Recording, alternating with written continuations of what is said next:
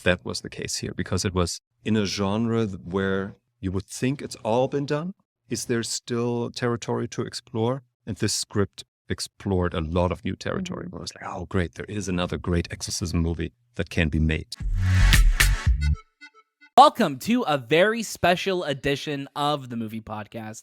My name is Daniel. I am one of your hosts today, and joining alongside me, I'm not going to pray for him, but he is the devil of the Movie Podcast. Devilishly handsome, I will say. Shahbaz. Hello, Shahbaz. So many emotions I felt at one point. You know, I'll be honest. I was like, it was a roller coaster you took me on. I'll be honest with you, which I'm sure is kind of the experience you have with this movie of being scared, not scared, being scared, not scared. It's true, because the movie we are talking about today is, of course, Pray for the Devil. I'm giving our listeners the benefit of the doubt, Shay, and watchers, if you're watching this, of course, on YouTube, that they've seen the episode that they clicked on or they tapped on, and they know that today we have two very, very cool special guests joining us. Normally, you know, we'll like to tee it up. We'll like to have a little fun. Like, who's it going to be? Like, who's it going to be? The name of the episode.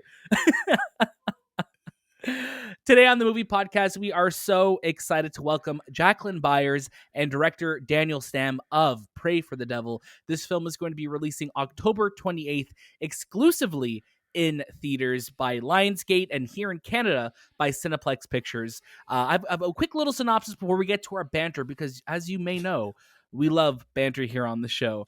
It's very, very short. In the film, Sister Anne, who's played by Jacqueline Byers, believes she is answering a calling to be the first female exorcist. But who or what called her? Now, Shay, have you ever been possessed? I feel like anytime we hit record, a possession takes over me and I become the man of the podcast. Like I turn into somebody else. Once we stop recording, you'll notice I am quiet. I am no one anymore. I'm just dust. Right. You're just a husk of a man. Yeah. Who's just has nothing else to say. Not a fan of the word husk, though, I'll be honest. I said it and I felt like it's like when people say like moist. Yeah, it's the same feeling. Great. Yeah, it is. So I just gave you a 1-2 punch of husk and moist. Moist husk. Husk sounds like the dry version of moist. I don't know if that makes any sense. It doesn't, but I get what you're saying though. That's all that 100% matters. get what you're That's all saying. that matters. Shay, how are you doing? We're in spooky season. We're officially like a week away from Halloween. How are you preparing? How are you surviving? You know, I set out on a goal this month to watch as many horror movies as I can, and I have not been able to fulfill that. I have watched a good amount of horror movies and a lot of scary things. Yes. Just recently I picked up Pearl, which I'm excited to watch because it just became available. Yes. So I'm really looking forward. I missed out on the theater run for it, but you know what? It's still spooky season, and nothing is scarier than it being in your house alone watching it. So it's true. Yeah, but nothing is scarier than being scared at home. Absolutely. And I've been playing a lot of, and like you have as well, a lot of God of War. We're excited to get our review and our analysis out there. If you listen to our previous episode, we did give a little preview, a little taste of what we're feeling. Yeah, of course. What Shay is talking about, you know, in our previous episode. What? We had a main episode released this week. It's been the first one in a couple months because we've been so busy with TIFF and interviews and everything in between. We had a main episode drop for you on Monday. You could listen to it to hear our impressions of God of War Ragnarok. Yes, the three of us are playing God of War Ragnarok. We'll have our review out next week for you, and then followed by a spoiler discussion later on down the road. We also discussed Henry Cavill coming back as Superman to DCEU. We just got news today that James Gunn and Peter Safran are going to be the new heads of DC Studios. So look forward to our main episode next week to talk all about that. And then we talked about Creed 3. And then we also talked about, you know, some of our Halloween movie recommendations for the year. So definitely an episode you don't want to miss. It was so nice being back in the same room all together again. So it was a lot of fun. Even though we have been in the same room many times. Shay, we haven't been in the same room. But you're right. I haven't seen you in 2 months. You're right, because there's a different possession that occurs when we're recording a main episode. There you go. It's like a different devil, you know? Different devil. That could be a sequel down the road. Who knows? I'm here for it. There are lots of great episodes for you to catch up on right now on the Movie Podcast because, as always, you can catch a brand new episode of our show every single Monday, and watch out throughout the week for our review episodes, our interviews, and all the latest movies and series. We're coming up very close to Black Panther: Wakanda Forever. We're so excited to talk about it, so stay tuned for that. We also have our review coming out later this week for Armageddon Time, so look forward to that as well too. As always, I want to shout out our sponsor of the Movie Podcast as of right now, MUBI. If you want to catch a whole month of amazing cinema to have at in the fingertips, at your fingertips, check out the show notes below. You won't want to miss it. We love working with them, and yeah, you don't want to miss this opportunity. Shay and I and Anthony have been watching a lot of movies on MUBI, so don't miss that. But today, we get to talk to Jacqueline Byers and director Daniel Stamm about Pray for the Devil. Thank you, Shay and Anthony, who is not here, for making me watch this movie alone in a theater. Thank God it was during the morning because I was very, very scared. I don't feel bad.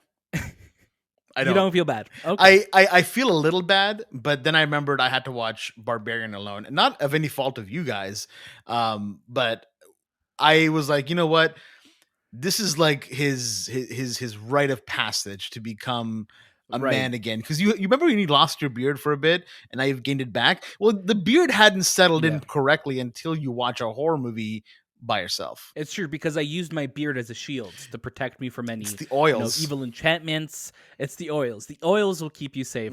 But I just want to say thank you so much to our friends at Lionsgate, at Cineplex Pictures for making this happen. We had a great conversation with Jacqueline and Daniel. So without further ado, please welcome them to the Movie Podcast. Thank you so much for sharing your time with us on the Movie Podcast today. Got to watch the movie this week, and I'm happy to say that had lots of nightmares. I'm sorry. That's good. Glad That's to a hear good it, thing. yeah. And I'm curious for both of you, does it affect you when you're working on a movie like this? Like for both of you, when you're planning a movie like this, when you're acting in a movie like this, does that linger on your mind, especially dealing with like religious tones and spirituality and things like that? Does that stick with you? Yeah, I refer to shooting this movie as a marathon, where it was an exhausting process. She's getting tormented by her own shame and guilt, and the only access that I have to that is my own shame and guilt. Right. So I'm going day in and day out through that process. But I do say that like Posey was a little bit of light in that process, because I would finish every day and I'd go for tea at her mom's hotel room. Oh, that's nice. Yeah, and it's just like having a child there, you just have to like take yourself out of that mind frame that you're in. And then I find that I'm like freaked out by shadows now. Like if there's like something, or like it's like I'm like I get spooked. Really, it's like I've like turned up the volume on this thing that I trained for the film, and then now I'm like jittery. I like jump all the time. Yeah, it's true. Like I think when I was watching the movie too, every like corner of the film, like I was always just looking at it, I'm like, is there some type of reflection that I'm waiting to pop out and scare me or something like that? So like even now at home, when I remember like the first night after I was watching the film, I was just in my kitchen, I was just kind of looking around like, this is that. Thanks, Daniel. Yeah. It's cool to hear. Because I sat down before the movie and was like, okay, let's brush up on horror techniques. Let's watch some James Wan. Let's watch some Conjuring. I was there with my notebook and I was like, I'm gonna write down techniques now that he uses. And the movie was over and I had two techniques.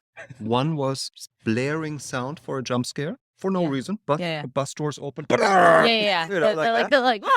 Yeah. And the other one was that something happens where one of the senses of the audience is not allowed to witness it, which is like there is a doll sitting outside and we go inside and we come back out and the doll has written a letter and you go like, because the audience didn't see it, right?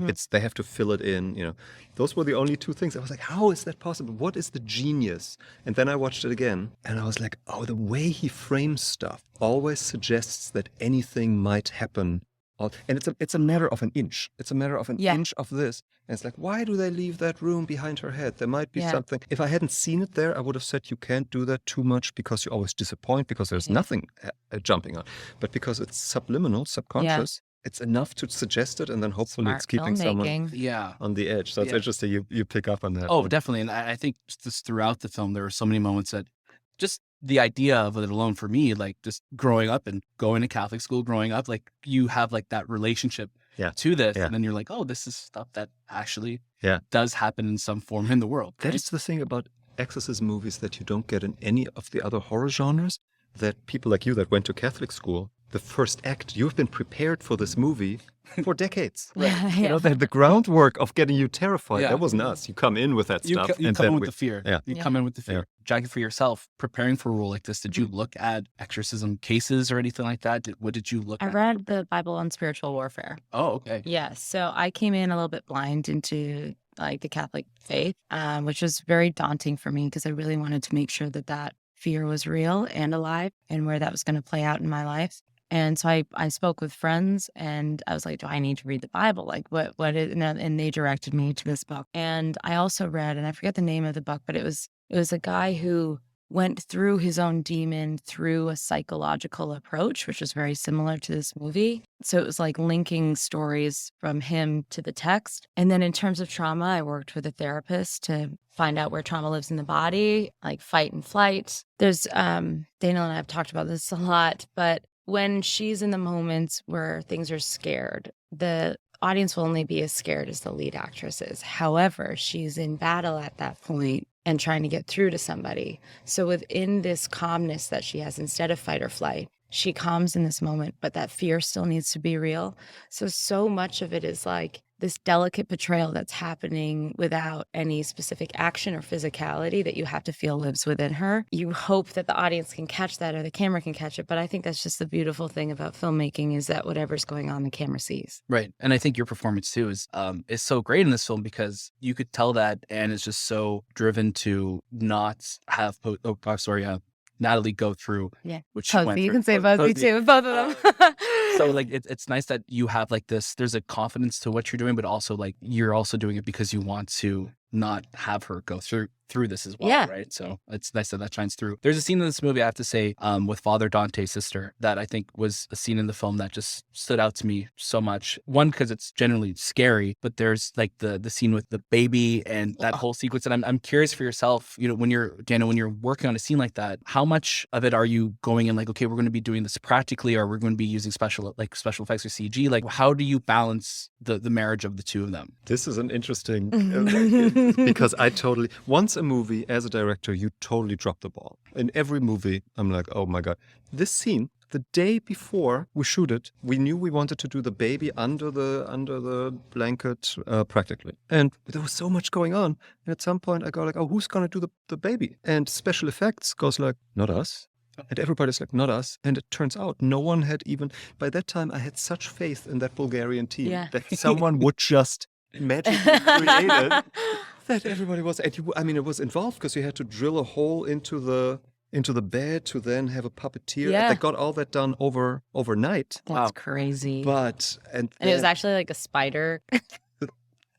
we wanted to. That was the big discussion. Do we see the baby? Right. Because we cut it differently. But originally, so the baby was coming out, was crawling under the blanket towards the camera. And then the question was never, do we want that crawl? We always wanted that crawl. But do we want to see the face of the baby pop up? And the Lionsgate executives, who are with a lot of integrity, they were like, this is the moment that decides what this film is.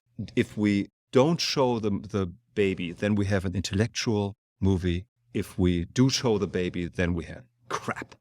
Then we have they were ready to stop this one if we see the baby, which I think they were right at in the end. But that was kind of the thing. So yeah, totally dropped the ball on that. And because of that, a lot of it we cut because there was only so much we could do.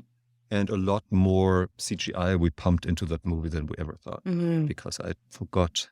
And then Cora, the actress in that scene, like all of a sudden action happened and you were just like, ah! Yeah. Like she is unbelievable. Very scary. Yeah. It's also, I love that when someone who has as little screen time as she has delivers. Yeah. You just go like, if there were a spin-off just telling that girl's story, I would watch it right. Yeah. And that's like literally what I was thinking. I'm like, there could be a whole story of this with Father Dante's family and everything going into that. That's really a testament to that acting skill. Yeah. And you do. And you set up a lot of his background as well, too, just visually with like the different tattoos that he has. You have a few moments where you guys talk about that. Yeah.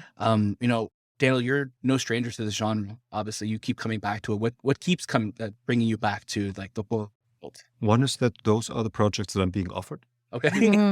because in Hollywood, like executives change so fast and they get fired for one mistake they're out. So of course they want to hire people where they can go like, he's already done this, he's already done exorcism horror. If this movie now flops, no one is going to get fired because how could they know that I would screw it up or something like that? You know? Right. So I get movies that are bigger in budget than I would get in any other genre. So from a purely financial point of view, I like that because as a director, you get a percentage of the budget. So I have an interest in them being high. But of course, I'm dedicating 2 to 3 years of my life to this. So I'm desperate to find a story that will sustain my interest and my passion for that much. And that's hard. I'm reading 100 scripts and there's one where I'm like, oh, I love this. There's enough meat in here that I can play around with that for that long and still be interested. Right. And that was the case here because it was in a genre where you would think it's all been done. Is there still territory to explore? And this script explored a lot of new territory. Where I was like, oh, great. There is another great exorcism movie that can be made. Yeah. I can make it. Yeah. I think it was in good hands. No, it's nice because it's like Daniel is such a human. You make everything so personal with even when we were meeting, like Christian and I were meeting for the first time, he had us sit in the room privately and like ask us a specific amount of questions that you wouldn't necessarily answer to a stranger. So you get to know someone quickly, but it was personal to you. You shared personal stories about why the script was important to you. And I think that brings a whole other layer to this film that's really important that I think that this script was put in the right hands. Right. Yeah. Was there something that you referenced to yourself, wanting to give that authentic scare and reaction? Like, when people think about, in a movie scene I have to cry, I'm going to reference this, I'm going to pinch myself or blow that little dust in my eye to make myself cry. Was there something that you kept referencing in your head? There have been moments in my life that I probably won't share on a podcast that definitely in terms of pain, experience, there's lots of tools actors use. Imagination is also one. When the other actor is doing the work for you, you don't have to do it. You legitimately are scared. And that also comes true when like Nicholas in the film genuinely makes you laugh. It's the blessing as an actor to be like, oh, I don't have to work on this. Like you're doing, that's authentically happening in the moment. Shame and guilt, I've talked about this earlier, are such a huge part. And like what human doesn't exist with a certain amount of that in their life. Right. And it's just turning up the volume on certain things. I think when you play specific characters that aren't always fun places to go to, but they give other people the access to that. And hopefully it's worthwhile. It's interesting because it's also the territory where as a director, you can't follow them. Yeah. Like I can be as much of a coach and prepare. But when Jackie goes into the darkness of her shame and guilt, I have no idea what that is. I see it on screen. Do I feel it? I don't know how she generates it. I wouldn't even know how to adjust anything in them. But because if it's real, you don't need to adjust anything. Right. With everything else, you can do 20 takes of this, of whatever. When that moment happens, and that's the moment we talked about earlier, when something is twitching and you go like, oh my God, something. To me, it's always like, if I see that something is happening to the actor, rather than the actor generating it, but they got themselves into a space where suddenly emotions are flooding through them and something's happening to them, that's something that if you can capture that in that moment, that's work. It's funny because watching the film, I can barely do without crying because it takes me back to that moment and I forget that it's painful watching it. Like the first time I watched it, I came out shaking and I was like, oh, like it's therapeutic, but it's also really hard. Like that's how I came out of watching the making of for the first time. Because it was like one intense summer in Bulgaria in 45 minutes. In 45 minutes. I couldn't even, That's awesome. Look at that woman. She's just by talking about it, she just went back there. I mean, No, you're phenomenal in the film. Thank you so much. You are so great in the film. Thank you. To lighten the mood a little. Yeah, let's do that. I mean, You grew up in Mississauga. I did. Why is Square One the greatest mall? Why Square One? Yeah. Can I disagree? You can totally disagree. It's Iron Mill Street? No. I recently went to Yorkdale. Yeah. What? I was like, that Nice. mall has It changed. has. I used to be a Queen West fan, just stroll down the street of Queen West. Sherway was my mall growing up because it had an Abercrombie before every other mall in Canada. Now, can't stand the smell. I've evolved. But yeah, I went to Yorkdale the other day and I was like, I feel like I'm in like God's mall. Like, there's something like, it's wild. Yeah. For both of you, just to wrap up, we're in the spooky season, so I'd love to know from both of you, what was that movie for you growing up, that scary movie for you that just that scared the hell out of Psycho me. age 8. I don't know what my parents were thinking. I still wake up screaming in the middle of the night. Destroyed my relationship with my mother forever. That movie was insane. Yeah. Yeah. It. Psycho. Yeah. Original It.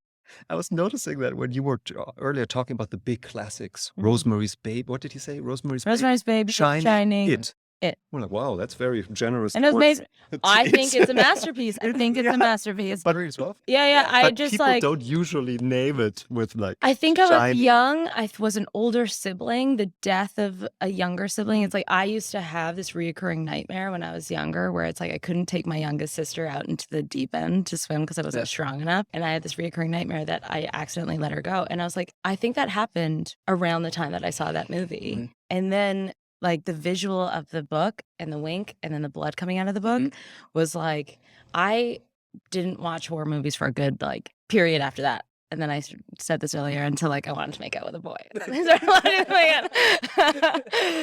out. Yeah. That's great. Thank you both so much again. I really hope that if there's a sequel that we get to talk to you again for it, because I think there's a lot of definitely potential to tell more stories in this world. So thank you so much for your time. Thank you so Thank much. you. Thank you. Yeah, Awesome. thanks.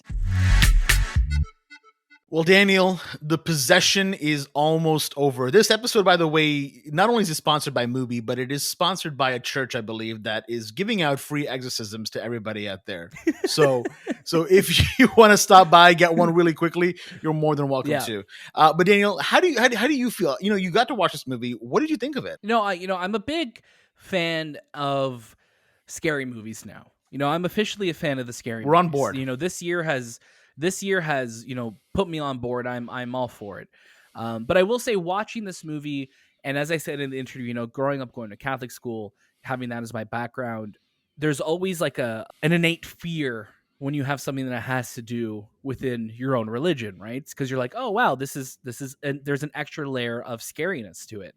But I had a really good time with it. I thought it was scary as hell. I thought Jacqueline Byers was absolutely awesome throughout this entire movie.